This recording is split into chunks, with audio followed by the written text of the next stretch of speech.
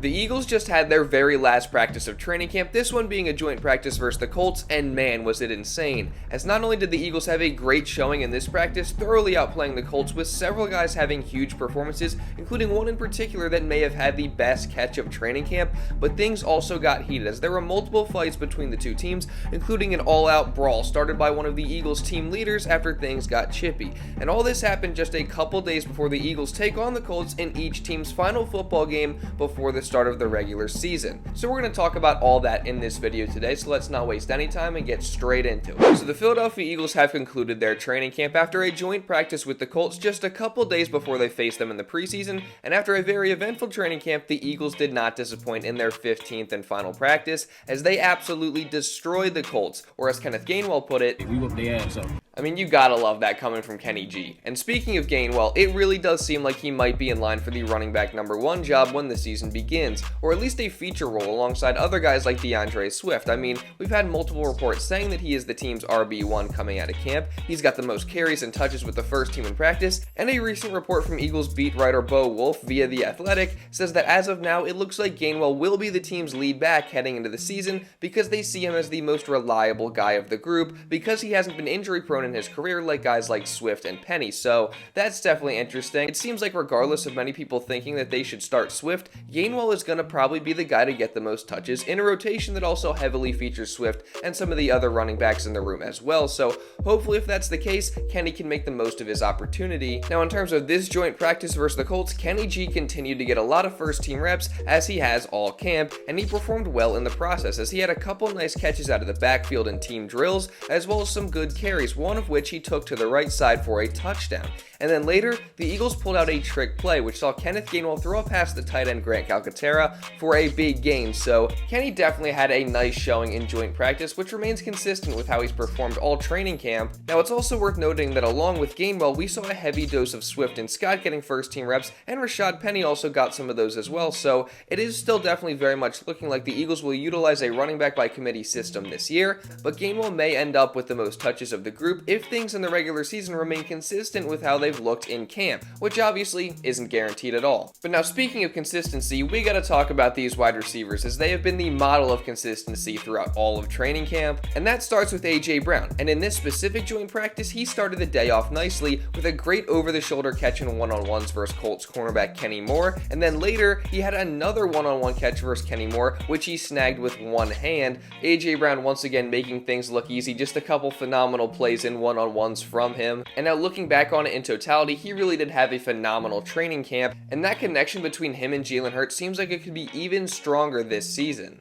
And so does the connection between Jalen Hurts and DeVonta Smith as they had an absolute field day versus the Colts defense. Now during the practice, Jalen Hurts ended up going 15 for 19 with 2 touchdowns and no interceptions, and he started the day in 7-on-7s very nicely, going 4 for 5 with a nice throw to AJ Brown once again after his impressive showing in the 1v1 period, and Hurts' only incompletion came because of a pass interference, which was in fact called. But Hurts' best plays of the day no doubt were throws to DeVonta Smith, one in which was an incredible play where Hurts fumbled the ball but then picked it up, reset his feet, and fired it down the field for a 45-yard touchdown to DeVonta Smith, who made a leaping grab.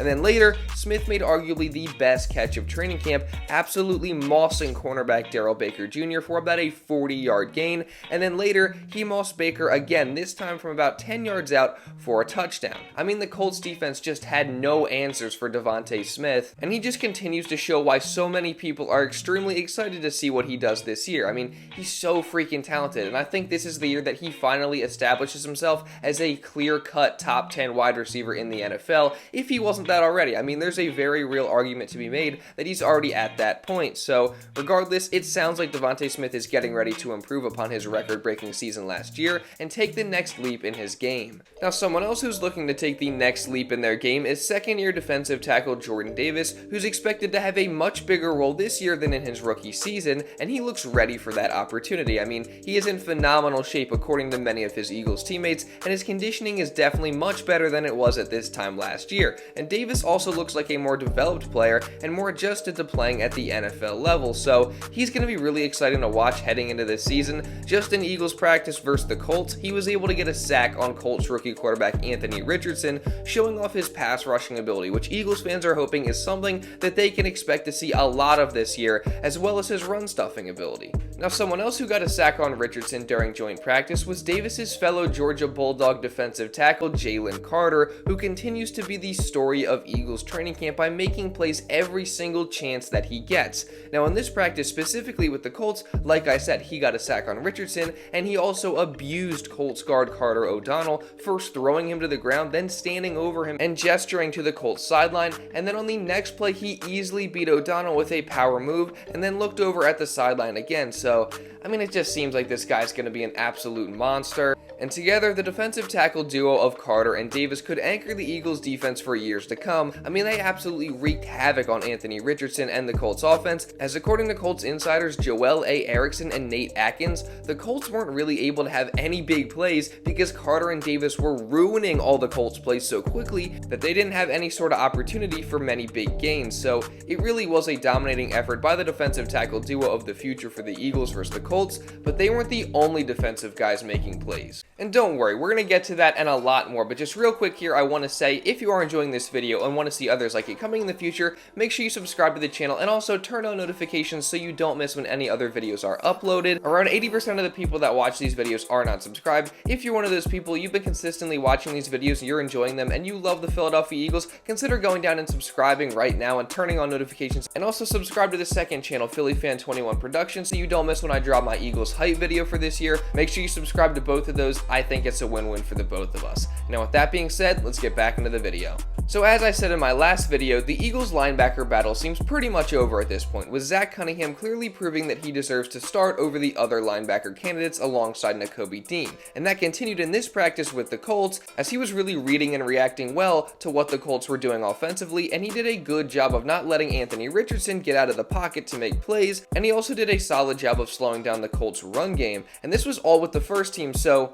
yeah, again, it seems like this competition is pretty much over at this point. But now, speaking of positional competitions, a competition which is definitely not over is at the safety position, which might be the most interesting storyline to follow as the Eagles head into this last preseason game. Because there are four guys that seemingly have legit chances to earn that starting spot. I mean, you got the veteran Terrell Edmunds, who has the edge in starting experience, and he continues to get reps with the first team. You got Kevon Wallace, who has had a surprisingly good camp and actually had a pick versus the Colts in practice, but it was waved off by a pass interference call. But nonetheless, that was a very good play, which continues what has been an impressive training camp from him, and he continues to get reps with the first team as well. Then you have Justin Evans, who has emerged in this competition very recently, and he's also getting some of those first team reps now too. And last but certainly not least, you got the rookie Sidney Brown, who continues to make plays in practice and preseason. This time versus the Colts in joint practice, he laid a huge hit on Colts tight end Mo Alley Cox to force an incompletion. Now, from what we've seen and heard from training camp and preseason, I'm personally rooting for Sidney Brown to win the starting job. I mean, I think his ceiling is higher than all the other candidates, and I also think that he's done enough to earn the starting job. But what do you guys think? Who do you think should start at safety for the Eagles alongside Reed Blankenship this season? Now, finally, we got to get to the most attention-grabbing thing from this practice, which were the fights, as there were quite a few of them. Now, first, we had A.J. Brown catching a pass in 11-on-11s before he was eventually hit in the back by a Colts defender, so A.J. got up quick and got in the Colts defender's face after the play in what was just a small skirmish. Then later, you of course have Mr. It's Always Him in Derek Barnett, who punched at the ball to try and cause a fumble on Anthony Richardson,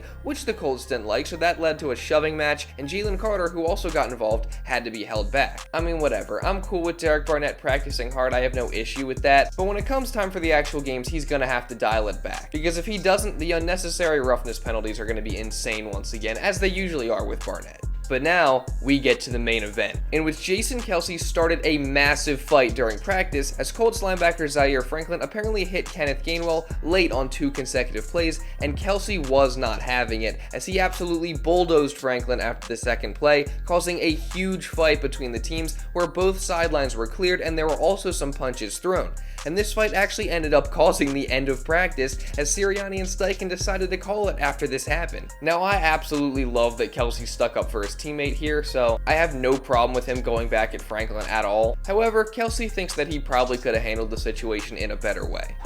We try and keep things civil on the field, and I think for me, I pride myself on being a guy that sustains the emotion and the level of play out there, and I let my emotions get the better of me. That certainly doesn't belong out there on the field, and just a little bit ashamed that it got to that level, and that I did what I did. So certainly, not happy about that, and I think very highly of the guys that were out there, in particular 44 Zaire. I think he's a tremendous player. I think I didn't handle things properly there at the end. And I also love this too, because Kelce is a leader. I mean, he knows he needs to be better and that he could have handled the situation differently, so he took full accountability for that. And I mean, again, I got no problem with Kelce sticking up for Gainwell. I actually love that, so the fight isn't a huge deal to me, but technically, if he were to retaliate that way in a game, or if someone got hurt, it would actually be a big problem. So Kelce knows he can't do that, which is why he expressed remorse for it. Kenny Gainwell, however, has no remorse, and he loves what Kelce did. This is Kelce being a professional and taking care of his brothers. What does that mean to you that he's doing that for you? Oh man, that mean a lot. That mean I can trust the guy when I go inside zone and run the ball as much as I can. Sorry, we jumped in late. Were you hit a couple times after the run? It was a little brawl in there, but we had to come together and make sure we keep everything at a heart. Was this really good for the team though? It's really good for the team because we always about connect, compete, and that's a compete stake. And we want to continue to work on that. What did Nick say to you guys afterwards? Oh man, just keep each other safe, and man, we're a team. We ain't gonna let nobody come in our house and take over, but we gonna continue to work hard each and every day. We whoop their ass.